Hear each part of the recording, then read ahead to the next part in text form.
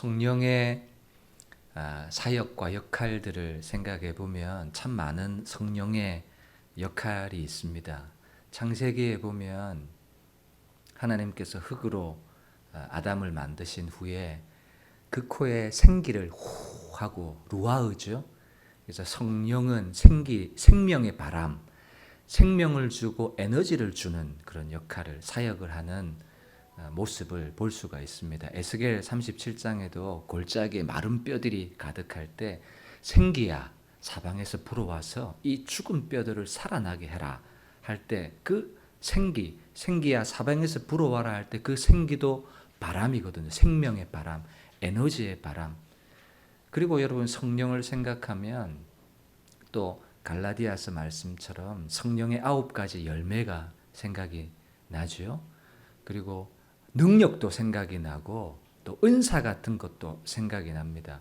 그리고 성령의 내주하심도 생각이 나고 성령의 비추어 주시는 조명의 사역도 생각이 나고 또 우리가 구원받았다는 사실, 우리가 하나님의 자녀고 아들이고 딸 되었다는 사실을 증언해 주시는 역할도 하기도 합니다.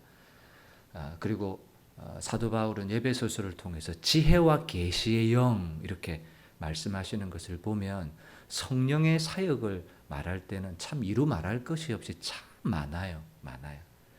그런데 오늘 여러분들과 나눌 것은요. 그러면 이 많은 사역들이 있지만 이 많은 사역들 중에 1차적인 사역이 뭘까 하는 거예요. 1차적인 사역이 뭘까? 그러니까 제일 먼저 우선적으로 이 사역을 하도록 보내셨던 그 사역이 무엇인가 하는 거죠. 여러분들은 어떻게 생각하십니까?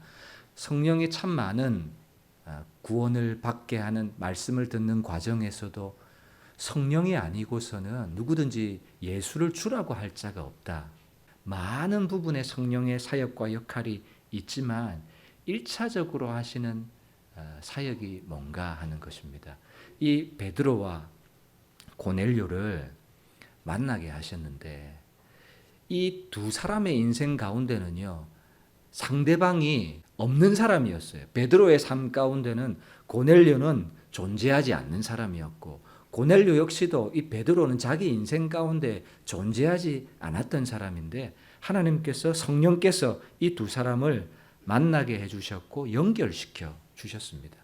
스스로 찾아 나간 게 아니에요. 성령 하나님께서 베드로에게는 이렇게 그리고 고넬료에는 이렇게 자기 스스로 찾았고 자기의 머리로 먼저 발견하고 인식했던 것이 아니라 자기 속에는 전혀 그 생각이 나올 수 없었는데 성령 하나님이 베드로에게는 환상을 통해서 천사의 방문을 통해서 고넬료에게 하나님께서 자기 인식의 한계를 넘어서게 하시는 장면이 오늘 말씀에 나와 있습니다. 여러분 하나님께서 인간을 구원하시는 방법은 어디서부터 시작을 하겠습니까? 어떤 기적을 체험하는 것일 수도 있고 병을 낫게 되는 일도 있을 수 있겠고 기도 응답을 받는 것일 수도 있지만 성경을 보면 하나님께서 죄인된 인간을 구원하시는 방법은요 항상 뭔가 하면 그 사람이 말씀을 들을 수 있는 자리로 들어오게 하시는 거예요.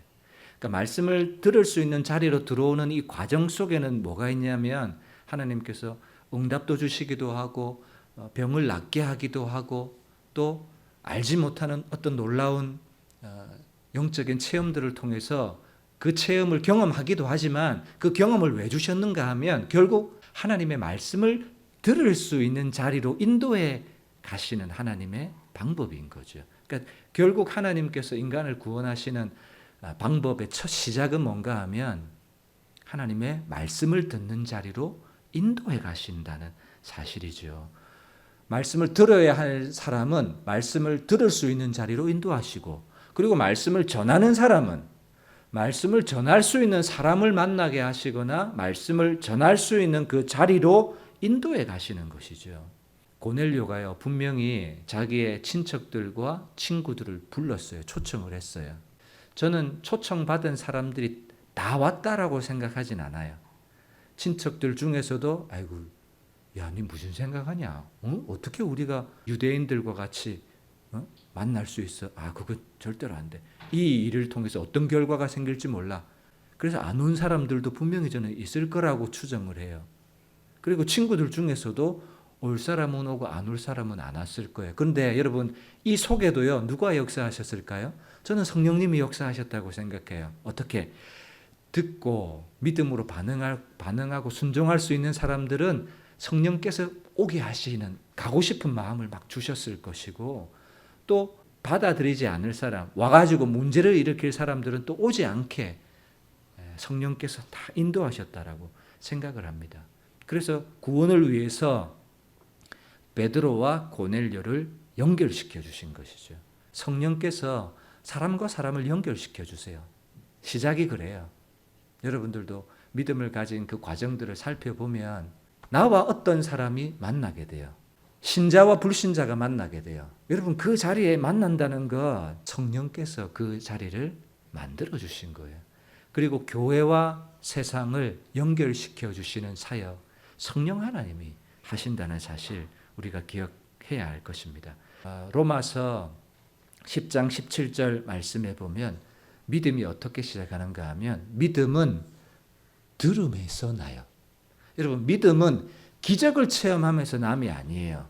기적을 체험하는 것조차도 결국은 그 기적 체험을 통해서 말씀 듣는 자리로 오게 하기 위해서 그 기적을 주시는 거거든요. 그러니까 믿음은 어떻게 생기는가 하면, 응답받았다, 기적을 체험했다, 뭐 신비한 영적 체험을 했다, 그래서 믿음을 가지는 것이 아니라, 우리의 믿음의 근거는 믿음은 들음에서, 하나님의 말씀을 들음에서 나며, 들음은 그리스도의 말씀으로 말미암았느니라. 그러니까 여러분, 인간이 구원 얻는 첫 단계는 뭔가 하면 말씀을 듣는 자리로 하나님께서 인도해 가신다는 거예요. 그러므로 여러분, 말씀을 들을 수 있는 기회를 우리 모든 성도들이 줄 수 있다는 것은 참 중요하겠죠. 내가 비록 말씀을 전하지 못할지라도 말씀을 들을 수 있는 기회는 줄 수 있어요. 기회는. 그래서 저와 여러분들이 연결시켜 주는 그런 역할들을 해야 되는 거예요. 베드로가 고넬료와 함께 성령께서 연결시켜 주시는 이 시작점, 그것을 성령이 하셨다라는 사실입니다. 저와 여러분들이 내가 성령 안에서 살아가고 있는지를 점검하는 방법 중에 하나가, 저는요, 나와 세상, 그리고 나와 혹은 불신자들을 하나님께서 연결시켜 주시는가, 그것을 점검하는 것도 중요한 방법이라고 생각합니다. 나에게 믿지 않는 사람들이 다가오고 있는가? 믿음의 공동체 안에 자기를 가두어 놓는 것이 아니라 나를 세상 속에 연결시켜 내는 그런 통로로, 연결 지점을 만들어 놔야 돼요. 그런 지점이 없으면 복음은 막히는 거예요. 나에게 복음이 흘러가고 은혜가 흘러갈 수 있는 통로가 되어야 돼요. 그래서 여러분, 다른 사람에게 복음을 들을 수 있는 기회를 제공해야 될 뿐 아니라 나 스스로 다른 사람에게 연결되고 접촉할 수 있는 그 지점들을 꼭 하나 이렇게 걸쳐놓고 있어야 되는데, 그것을 다 차단해버리고 나는 믿음의 성도들과 이렇게 관계를만 가져야지, 이런 생각을 가지고 있어서는 안 된다라는 사실입니다. 그래서 전도는 누가 하시는가? 성령이 주도하시고 연결하셔서 일어나는 일이다라는 겁니다. 여러분, 성령 하나님의 관심은요, 영혼이 말씀을 듣고 예수님을 받아들여서 예수님의 사람이 되는 것, 그것에 성령 하나님이 관심을 가지고 계시다라는 사실이죠. 그래서 신약교회, 여러분, 예루살렘 교회에 오순절날 마가다락방에 성령이 임하셨잖아요. 임하시고 난 다음에 첫 번째 일어난 현상이 뭐였습니까? 사도행전 2장 11절 말씀을 보면, 로마에서부터 온 나그네 사람들과 그레데 아라비아인들이라, 이렇게 14개국 언어로 뭘 말해요? 하나님의 큰 일을 말함을 듣는도다 하는 거예요. 여러분, 성령께서 초대교회에 제일 먼저 오순절 불의 혀처럼 갈라지는 성령의 충만함을 주셨어요. 그리고 하나님의 큰 일을 말하기 시작하는 거예요. 여러분, 성령이 여러 가지 역할과 사역을 하시지만 1차적으로 하시는 사역이 있다면 전도의 영, 선교의 영입니다. 사람들은 이것을 중요하게 여기지 않는 경향이 있습니다. 왜냐하면 성령하면 나에게 능력을 주지, 나에게 은사를 주지, 나에게 기도 응답을 주지, 나에게 그리스도인으로서 열매를 맺게 해주지. 이렇게 성령의 충만을 어떻게 생각하냐면 나를 유익하게 하는 것으로 많이 사람들은 인식을 하거든요. 물론 그런 것들이 있습니다. 그러나 여러분 1차적으로는 무슨 역할을 하도록 주셨는가 하는 거예요. 우선적으로는 무슨 일을 하도록 주셨는가 하는 거예요. 전도하도록, 선교하는 목적으로 성령을 주셨다는 거예요.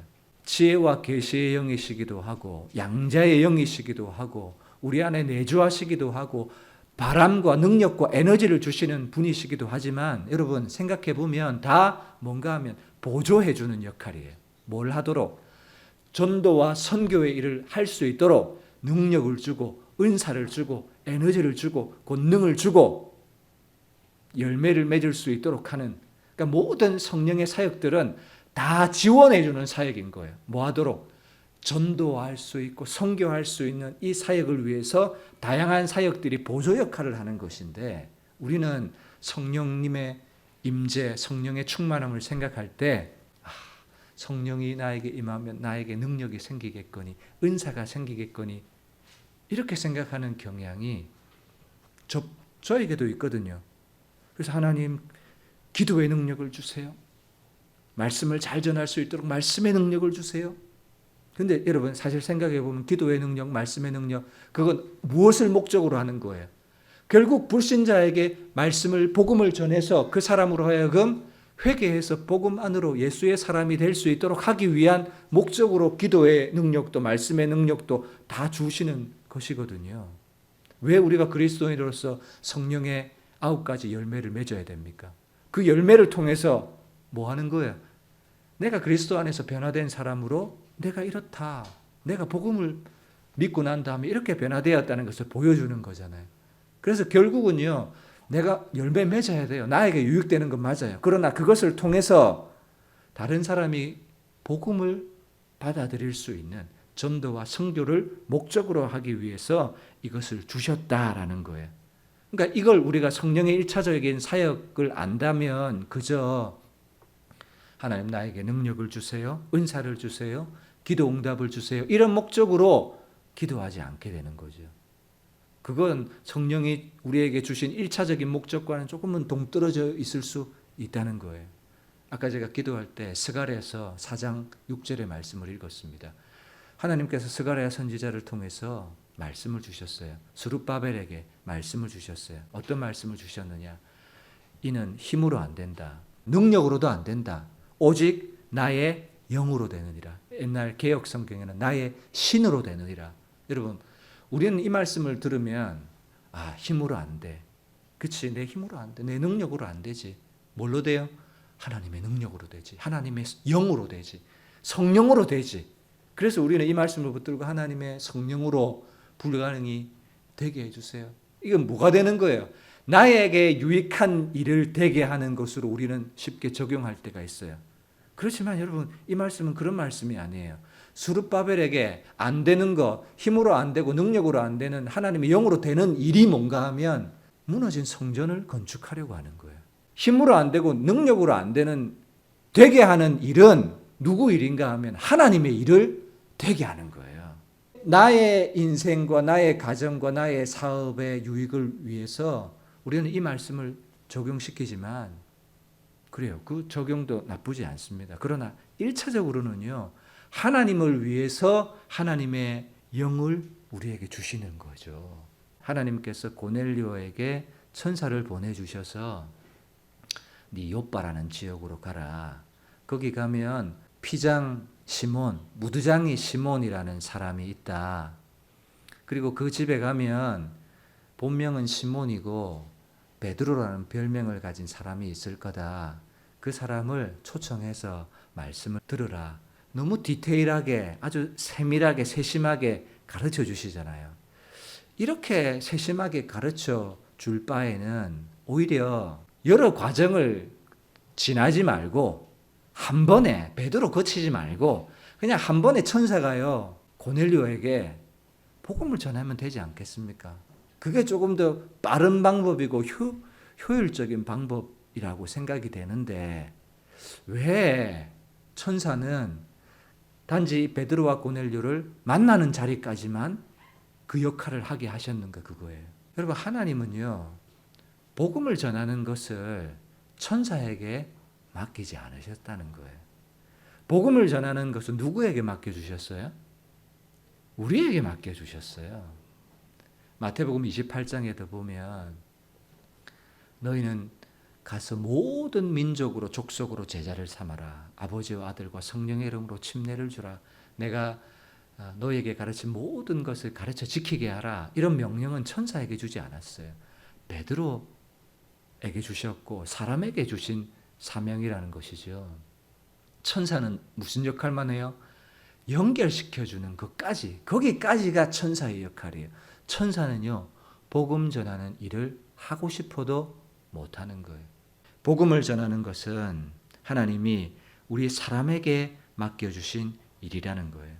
근데 우리는 어떻게 생각합니까? 우리는 성경을 잘 알지 못해요. 우리는 입이 둔해요. 모세처럼. 우리는 자신감도 없어요.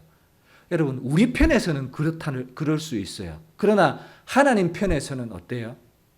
하나님 편에서는요, 내가 너에게 준 사명이에요. 내가 교회에게 준 명령이에요. 그리고 하나님 편에서는 하나님의 일을 맡겨주셨기 때문에 이거 영광스러운 일이에요. 근데 우리 편에서는 어려워요. 부담스러워요. 그거 돼요? 안 돼요? 우리 편에서는 그렇게 얘기하지만 하나님 편과 성경 편에서 보면 그건 사명이고 명령이고 영광스러운 일이라는 것을 우리는 기억해야 돼요. 이 생명의 복음, 구원의 복음, 우리는 비록 어눌할지 모르고 우리는 말이 어설플지는 모르지만 구원받기로 작정된 자는 다 말이 어눌해도요. 구원받기로 작정된 사람은 그 말씀을 듣고 믿음에 이르는 거예요. 하나님께서 잃어버린 영혼을 구원하시는 방법은요. 전도에 미련한 방법이에요. 전도에 미련한 방법. 그래서 교회는 저와 여러분들은 미련한 이 방법을 쓰는 거예요. 듣는 사람은 듣고 믿기로 작정된 자는 하나님 나라로 들어오게 되는 일이기 때문에 그 일을 어눌한 우리에게 맡겨주셨다. 그래서 여러분 복음 전하는 것을 두려운 일이나 부담스러운 일이나 불편한 일로 생각해서는 안 되고 이건 천사도 하고 싶어도 못하는 우리에게만 맡겨주신 영광스러운 일이구나 라는 인식의 전환이 우리에게 필요하다고 생각합니다. 세 번째, 피장 시몬, 죽은 짐승의 시체를 가죽을 벗겨서 이 가죽으로 생필품을 만들어내는 사람이거든요. 유대인의 율법에 의하면 부정한 사람입니다. 그런데 베드로는요, 이 피장 시몬의 집에 가 있어요. 베드로에게는 엄청난 진전이고 발전이고 인식의 진보였거든요. 근데 성령이 인도하는 자리는요, 베드로 편에서는 엄청난 진전이었고 발전이었는데 성령 하나님이 바라보시는 지점은요, 베드로가 넘어선 지점보다 더 나아가시는 거예요. 부정한 사람과 교제하는 차원을 넘어서서 구원의 대상이라고 전혀 생각할 수도 없었던 성령이 임하실 거라는 저 꿈에도 생각할 수도 없었던 그 지점까지 성령이 이끌어 가신다는 거예요. 그러니까 지금 성령은 어떤 일을 하셨습니까? 베드로의 한계를 훌쩍 넘어서게 하시는 거예요. 넘어설 수 없는 한계, 이 장벽과 제한을 성령 하나님이 훌쩍 넘어서게 하시는 거예요. 여러분, 저와 여러분들은 나름 최선을 다하는 삶을 살아갑니다. 직장에서든지 엄마로, 아빠로 최선을 다합니다. 그러나 우리의 최선이라고 하는 것들이요, 최선이지만 그 최선조차도 뭐가 있어요? 한계가 있어요. 야, 아빠 최선을 다했어야 라고 해도 그 최선이 뭐예요? 한계가 있다는 거예요. 제한이 있다는 거예요. 인간의 최선이라고 해도 그 인간은 한계의 덩어리, 한계에 제한된 존재이기 때문에 네가 최선을 다해봤자 제한이 있어. 네가 최선을 다해봤자 한계가 있어. 인식의 한계, 경험의 한계, 지식의 한계, 배움의 한계. 인간이라는 존재 자체가 유한한 존재이기 때문에 무엇을 해도 한계 속에 우리는 있을 수밖에 없다는 것이죠. 그런데 성령은 어떤 일을 하시는가 하면 그 한계를 넘어서게 하시는 일을 하신다는 것입니다. 더 멀리 이끌어 가시는 사역을 하신다는 거예요. 만약에 하나님이요, 우리의 어떤 자발성 속에서만 하나님이 일하시고 역사하신다라고 생각해 보시면 하나님은 어떤 하나님이에요? 하나님 역시도 제한된 하나님일 수밖에 없어요. 왜냐? 우리의 자발성 속에서만 하나님이 일하시면 우리의 자발성이 없어요. 그러면 하나님은 일하실 수가 없잖아요. 그러니까 하나님은 우리의 적극적인 능동적으로 자발성을 가지고 일하시는 그 속에서만 일하시지 않는다는 거예요. 베드로가 나름 자발성을 가지고 인식의 발전과 진보를 이루어내었지만 아마 베드로는 만족했을 겁니다. 내가 이런 진전을 이루었다라고 하지만 성령은 그보다 더 넘어서 베드로를 인도해 가신다는 것이죠. 여러분, 우리에게 왜 성령의 역사가 필요하고 성령의 임재가 필요한가 하면 우리는 이 한계를 넘어야 되기 때문이에요. 전도도 마찬가지입니다. 하나님, 나 이거 편안한 관계 속에서만 전도할게요. 그냥 자유로운 내 형편을 고려한 내 사고 속에서, 일반적인 사고 속에서만 복음을 전할게요. 전도할게요. 라고 한다면 땅끝까지 복음이 전파되는 것, 그거 쉽게 이루어지겠습니까? 쉽게 안 이루어지잖아요. 그러니까 하나님은 우리의 자발성 속에서만 일하시지 않는다는 거예요. 성령이 우리를 붙들고 그 한계와 제한을 넘어서게 하실 때 하나님의 일도 이루어질 수 있다는 것입니다. 언제 성령이 한계를 넘어서게 하셨는가? 오늘 뭐라고 말씀하고 있는지를 한번 보세요. 36절, 37절, 38절을 보겠습니다. 잘 보세요. 만유의 주 대신 예수 그리스도로 말미암아 화평의 복음을 전하사 이스라엘 자손들에게 보내신 말씀이라고 되어 있죠. 이걸 좀 쉽게 읽어보세요. 쉽게 읽어보세요. 뭐라고 읽을 수 있습니까? 예수 그리스도께서 복음을 전하실 때 이렇게 읽을 수가 있어요. 쉽게 그냥 간단하게 읽으면 만유의 주 대신 예수 그리스도께서 이스라엘에게 보내졌다는 거예요. 왜 보내졌어요? 화평의 복음을 전하려고 보내진 거예요. 그러니까 예수님께서 복음을 전하실 때 무슨 일이 일어났습니까? 38절 보면 하나님이 나사렛 예수에게 성령과 능력을 기름 붓듯 하셨음에 라고 되어 있어요. 예수님이 뭐 하실 때 뭘 받았다고요? 예수님이 화평의 복음을 전하실 때 하나님이 성령과 능력을 기름 붓듯 하셨다라는 거예요. 여러분, 예수님도 한계를 가지고 계셨습니다. 기도하지 않고서는 사역을 못하셨습니다. 순종하지 않고서는 사역을 못하셨습니다. 예수님조차도 뭐가 필요하셨어요? 하나님께서 성령으로 기름 부어주심과 성령의 능력을 받으셔야만 했던 것이었습니다. 예수님이 언제 성령과 능력으로 기름 부음 받았는가? 우리 잘 생각해야 됩니다. 예수님이 12살 때 성전에 올라가서 제사장들과 서로 대화하고 있을 때 성령과 능력이 부어지지 않았어요. 목수로서 일을 할 때, 일상의 삶 가운데 있을 때 여러분 성령이 부어지지 않았어요. 예수님조차도 온 인류를 위해서 복음을 전하는 공생의 삶을 시작하실 때, 그래서 침례 요한에게 침례를 받으시고 물 위에서 올라오시니까 성령이 비둘기같이 예수님에게 임하신 거예요. 복음을 전하는 공생의 삶을 시작하는 그 시작 지점에 하나님이 예수님에게 성령과 능력을 기름 붓듯 하셨다는 사실을 저와 여러분들이 꼭 기억해야 됩니다. 저와 여러분들도 언제 성령과 능력으로 기름 부음 받을 수 있는 줄 아세요? 우리도요, 화평의 복음을 전할 때 성령의 역사를 경험할 수가 있습니다. 물론 기도원에 올라가서 40일 금식하면서 하나님 성령의 은혜, 성령의 역사 경험하게 해주세요. 물론 그것도 필요합니다만 여러분, 우리의 일상 가운데 누군가에게 복음을 전하려고 하고 하나님 나라로 들어오게 하는 그 마음을 가지고 생각을 가지고 기도하고 일하다 보면 성령께서 우리에게 은혜를 주시고 성령께서 함께 해주신다는 것을 경험할 때가 우리에게 있거든요. 여러분, 그때 성령의 능력과 기름 부으심을 우리는 경험할 수가 있는 것입니다. 그래서 성령의 첫 번째 1차적인 사역은 전도의 영이고 선교의 영이에요. 믿지 않는 사람들에게 말씀을 들을 때 성령이 그 말씀을 믿게 하고 깨닫게 해서 하나님 앞으로 들어오게 하는 것. 여러분, 사도행전 6장 4절에 보면 예루살렘 교회의 모습이 나옵니다. 사도들이 구제의 문제가 생길 때 7집사를 세웁니다. 그리고 사도들은 뭐에 힘씁니까? 우리는 오로지 기도하는 일과 말씀 사역이 뭐예요? 복음 전하는 사역에 힘쓰니라.